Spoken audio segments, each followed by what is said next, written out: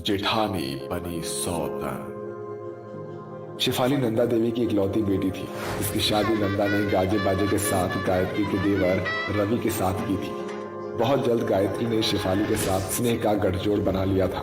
दोनों एक दूसरे के साथ घुल मिलकर रहती थी। जेठानी जी, शाम के खाने में क्या बनाना है बता दीजिए। उफ शेफाली, कितनी दफा कहा है ना, मुझे जेठानी जी नहीं बल्कि दीदी कहकर पुकारा करो, मुझे अच्छा लगेगा। मगर को गोली मारो और मेरे पास आकर बैठो। भोर की उठी सारा दिन एक पाँव पर नाचती रहती हो, मुझे एक दिन का भी टस से मस नहीं करने देती।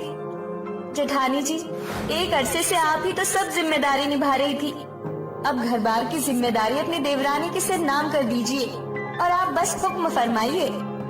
तो हुक्म ये है कि आज हम दोनों देवरानी जेठानी साथ मिलकर रसोई में खाना बनाएंगी।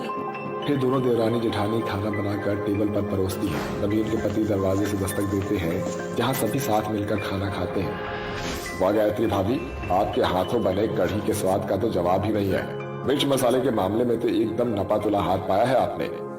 अपने पति के मुंह से जेठानी के खाने की वाहवाही देवरानी के मन में खटक जाती।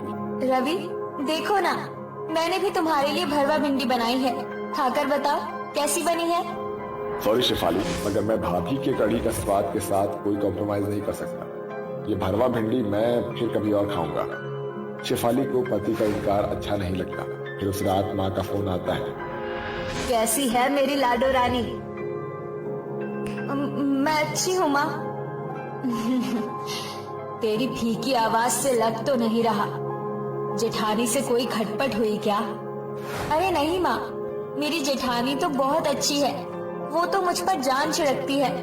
हम दोनों के बीच बहनों जैसा प्यार है। शेफाली के मुंह से अपनी जेठानी की वाहवाही सुनकर नंदा अपनी खुराफाती दिमाग चलाती है। पता नहीं उस चंट जेठानी ने मेरी भोली भाली बेटी को कौन सी घुट्टी पिला दी है, जो ये उसके गुणों की गाथा गा रही है। ये सम्मति मुझे हजम नहीं हो रही है। चल नंदा, खेल अपने दिमाग का खुराफाती खेल। माँ कहाँ खो गई? बेटी तू बहुत भोली है, मगर तुझे अपनी जेठानी की चिकनी चुपड़ी चाल को समझना बूझना होगा। चल तू बता, परेशान क्यों है? शेफाली अपनी माँ को खाने की मेज पर हुआ वाक्य बताती है, जिसे सुनकर नंदा मिर्च मसालों के साथ अपनी बेटी के आगे पेश करती है। पूरी बाबा, बहुत बड़ा झोल है। जरूर तेरी जेठानी और पति के बीच कोई और ही खिचड़ी पक रही है। फंसा लिया है तेरी जेठानी ने तेरे पति को।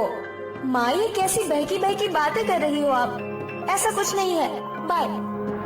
शेफाली बड़ी झुंझलाहट के साथ फोन रख देती है, मगर माँ की कही बात उसके मन में घर कर जाती है। अगली सुबह, भाभी कहाँ हो आप? प्लीज यहाँ आ जाओ। जी देवर जी, आपने बुलाया? हाँ भाभी, जल्दी से मेरी टाई बांध दो ना प्लीज। झुकिए तो सही, ताड़ के पेड़ जैसे तने रहेंगे तो टाई नहीं बंधेगी।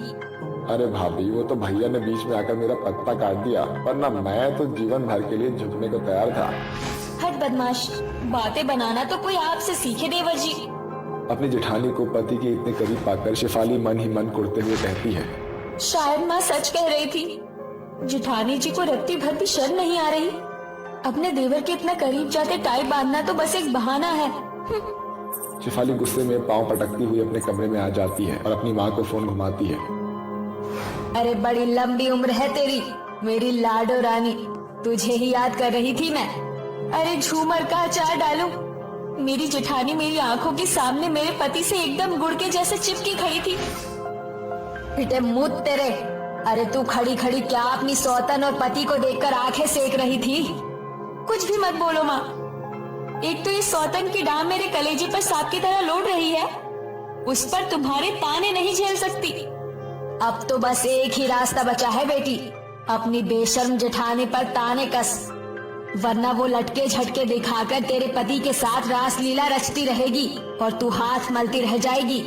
इस तरह देवरानी का दिलो दिमाग अपनी मंथरा माँ नंदा की नारदगिरी का शिकार हो जाता है, जिस कारण अब ना तो शेफाली अपनी जेठानी से सीधे मुंह बात करती थी और ना ही उससे प्यार से पेश आती थी।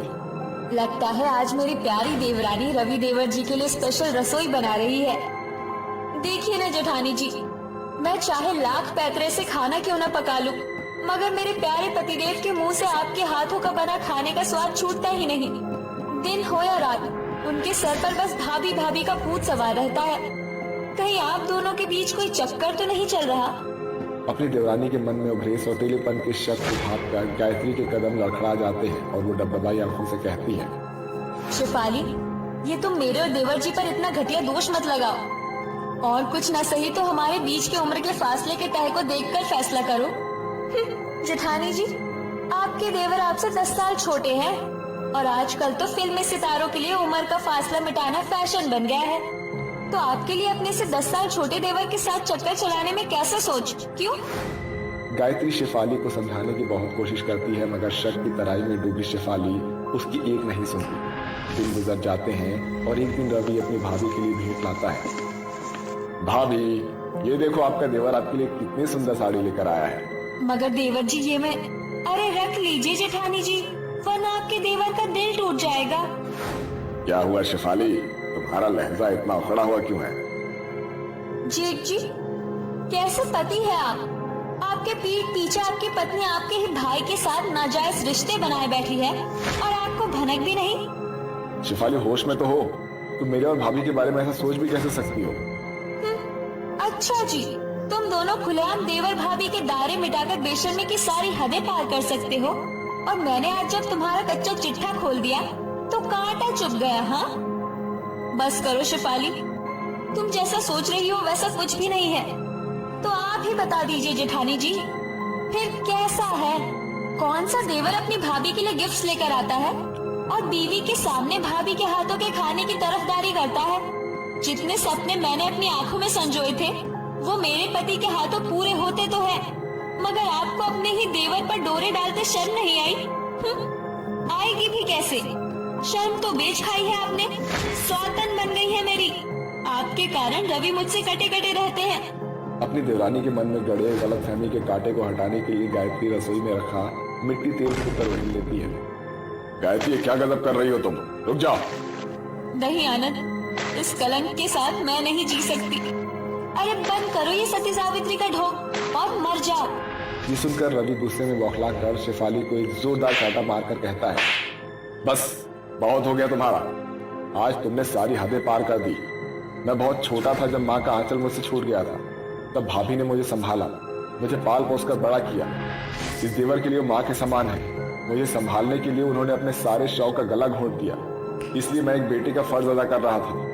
मगर भाभी से मीठे मुंह बात करने का तुमने गलत मतलब साधा है। मैं तुम जैसी गिरी हुई सोच रखने वाली लड़की के साथ नहीं रह सकता। चली जाओ यहाँ से।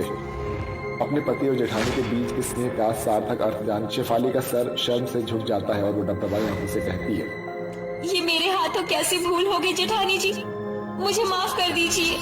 मैं अपनी माँ के बहकावे में आ गई थी। आप दोनों के पवित्र रिश्ते पर शक करके मैं अपनी ही नजरों में गिर गई हूँ। मैं इस स्वर्ग जैसे घर में रहने के लायक नहीं। मैं चली जाऊंगी यहाँ से।